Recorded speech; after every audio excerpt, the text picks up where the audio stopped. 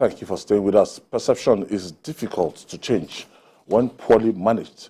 The political situation in Abia State, southeast Nigeria, presents us with an example. Governor Alex Otti has explained why the portraits of Bola Tinubu is not yet in all offices in the state's government house, Umuahia. The governor, through his special advisor on media and publicity, Ferdinand Ekeoma, said the new administration and the state government placed Tinubu's portraits in some offices and ordered more. It dismissed claims that the absence was due to his administration's non-recognition of Tinubu as the president. Jide, what's the meaning of this? Well, you know, the naysayers, the enemies of our country, are always coming up with all kinds of issues that they should not actually bother themselves about. They will magnify to the point that you start thinking, what's going on, what's going on? People will be asking questions. What we were told was, the Abia governor does not recognize Bola Tinubu as president. And there's no truth to it. When they had their FEC meeting the other day, he was in attendance. He was even one of the people who spoke about government's plans to mitigate the effect of fuel subsidy removal. So if you do not recognize the president, is it the vice president that you now recognize? Whereby the vice president will preside over a meeting where you are present and you then speak on behalf of governors and other people in attendance. Because I heard the Abia governor speaking about plans that government was going to take to ease the burden on our people. So they've explained now, and I believe their story, because within that short time, it is not possible to have enough copies to go around all the offices. All that the mischief maker needs to do is just go to a few offices where the portraits are not present and then go to town. They're always looking for that piece of mischief that they can throw out there on social media, where their friends, gullible allies, their gullible friends and their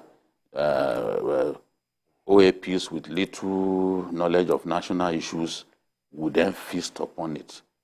You ask yourself, when they said that Shiwaju had such a long convoy, yes, you then ask that, do these people really know what they are doing? They does a president, that convoy? Just hold on a little bit for me before I lose track of what I want to say.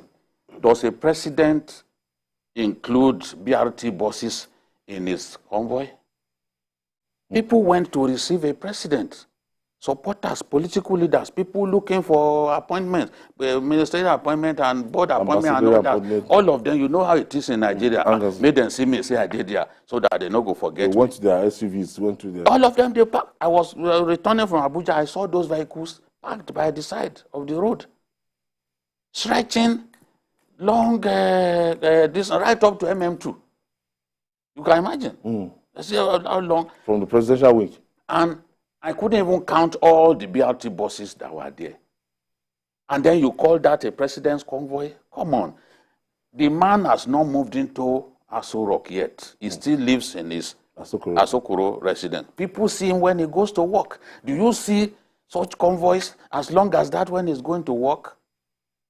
I mean, the industry, the mischief industry is such a fertile one in Nigeria. And people that you even expect them to be able to reason concretely.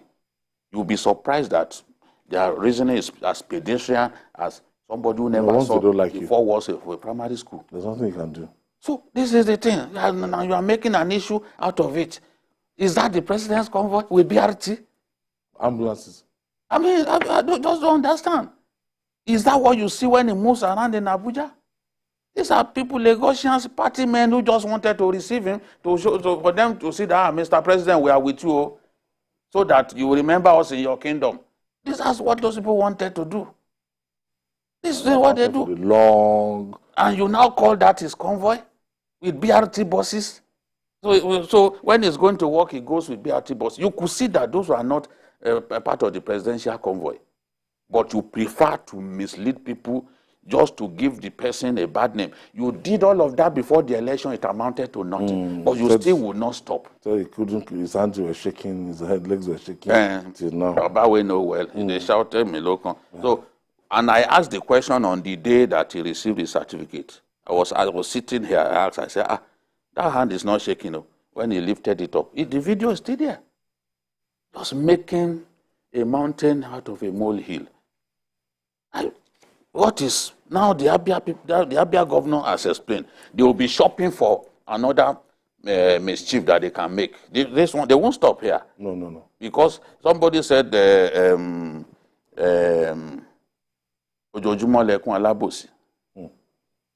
won't stop. It's like what the Yorubas call Egbere. Egbere's attitude is to cry all night long. I mean, this has to stop. Mia, what do you make of this portrait or no portrait? I think it is right that President Bola Tinubu is the president of Nigeria.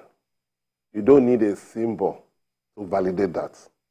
So whether you have his portrait, whether you have his portrait in offices or not, it does not change the fact that he's the president of Nigeria. And so it is not.